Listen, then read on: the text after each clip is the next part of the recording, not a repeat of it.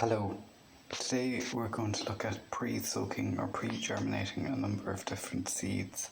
So the pea and bean family, are ones that take to this very well. So to leave them soaking for overnight or around 6 hours, I find works very well.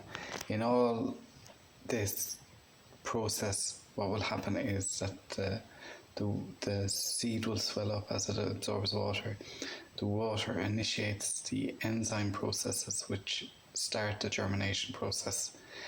The other two seeds we're going to germinate or pre-germinate today are carrots and parsnips. So I'm going to show you a few things. I'm going to show you the varieties we're using today and how to go about it. So hold on. So the first one we're going to do today is the pea. So the pea is very simple. So you're going to put it in a bowl like this. Sometimes I prefer a saucer and that you're not completely submersing the seed. But we're going to do it in a bowl today, and we're just going to keep an eye on it and see that we don't over-soak it.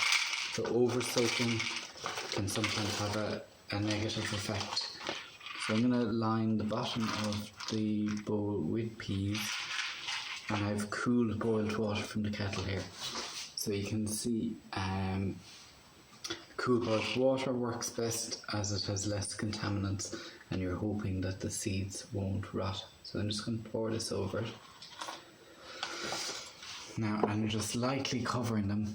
As they expand, you don't want them to absorb too much water. So I'm going to leave these to the side. And you can hear I'm boiling up the kettle. So for the carrot seeds, and today we're using a multicoloured carrot, the purple haze it's called. So normally carrots don't go out till much later, but these are a crop I'm going to do in the polytunnel. And I have a specific bag here, as you can see. So your shopping bag or bag for life will do the same thing. But I'm going to grow my carrots this year in this bag. I'm going to use a mixture of sand, and we're allowed out for a 5 kilometre zone, and get some sand, and spent soil or compost. So what I mean by spent soil is maybe a grow bag you've used last year for your tomatoes, or any bed that you feel the soil is kind of exhausted and all the nutrients have gone out of it. So what carrots chiefly want is a nutrient-free environment. So they say very hot water or water just gone off the boil is what you're going to use for carrots. So you're going to leave them soaking in that for 1 hour, and then you're going to put them on wet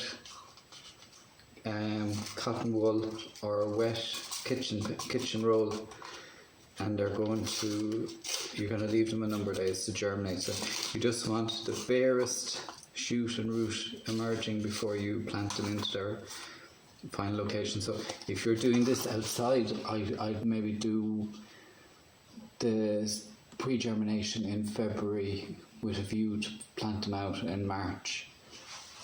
So I don't know if you can see that. I have a number of seeds at the bottom, not an awful lot. So if you are using one of these, you're aiming maybe for 20 carrots. So I'm going to cover this with, leave them soaking. So the idea with the hot water is carrots are covered with a very thick cuticle, and hot water breaks this down and starts the germination process. Likewise, there is another method. You can put carrot seeds with a small bit of water, either kind of sterile potting compost, vermiculite or sand, and leave it in the fridge, and the cold will start the germination process as well. And freezing, so some people put them in their freezer as well. You want to keep an eye on them, so if you keep them in a clear bag, you'll notice when they start to germinate, and then you can take them out and put them on. If you're sowing directly outside, you can use the hot water method by putting very warm water from the kettle or just gone off the boil. It can start the process where it breaks down the seed coat. So again, the seed coat needs to be broken down. There's a small hole within each seed called a micropyle that absorbs the water, and each seed needs to absorb water in order for the germination process to begin. So try not to let the germination process begin and then to stall. So you need to keep that moisture level up to a certain degree. The third one we're going to do is parsnips, and they're Pure and True is the name of the variety. So I'm going to use this old mushroom container. I put cotton wool on the bottom, but you can equally put kitchen roll. So I'm going to wet this but not soak it. Again, I'm using quite warm water, and it just kind of speeds up the process again. So just a little tip, if you can see, I have my seeds ready on a plate. If you get a matchstick and wet the bottom, you can touch each seed, and just, it's probably an easier way if you find it. So I'm going to put all these in. These can still take 2 to 3 weeks to germinate, but you're spraying it every couple of days to make sure that they stay nice and moist. Once you come back and there's small roots and shoots growing, so probably one of each, or even just one, so sometimes you'll only get a small root. That's good to grow out. So I'm growing these a little bit earlier because I'm going to leave them in the polytunnel. Now with parsnips, because I have it in a grow bag or the woven container, I'll be able to move it outside at some stage if I wish.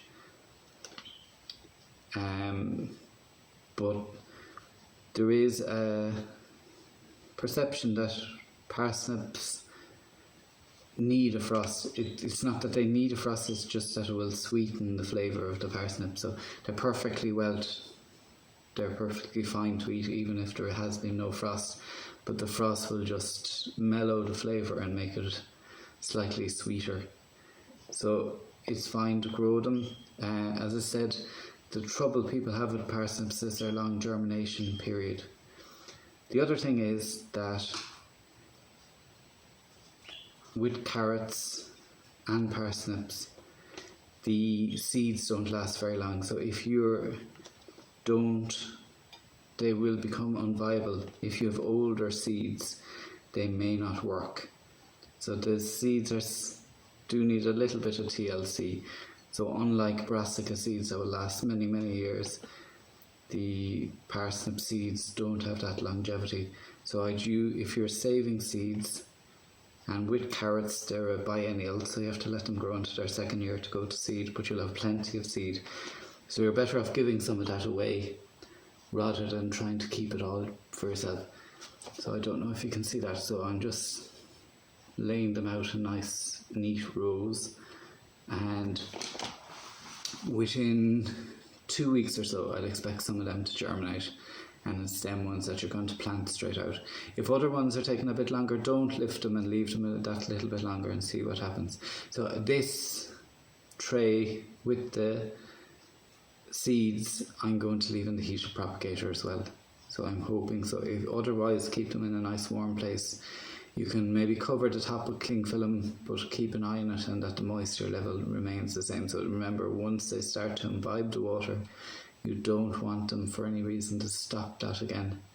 So with the carrots, after 1 hour in the hot water, you're going to take them out and put them either on wet cotton wool or wet kitchen roll.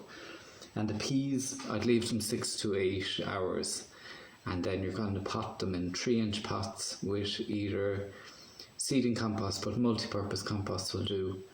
So remember, just to get your depths right, so they would go roughly 1 inch down, and 6-pot trays will do fine for the peas, because they don't need that. And once at a reasonable height, depending on whether they're going inside, so if they're going outside you'll need to harden them off. I'm going to keep this particular pea crop for inside, and I'm going to create a frame, and I'll do another video about that. So the other plants that like this pre-germination, you can do it with cucumber, and it will speed it up, similarly to this, and you can also do it with the spinach family. So spinach, chard and beetroot will benefit from that. So if you leave them on wet cotton wool until they germinate, and then you know the ones that are viable and the ones which aren't. So it just gives you greater success in terms of the finished product. So I'll be talking more about all these as they grow into their later stages, but just this is a small video about pre-germination. So thank you for listening.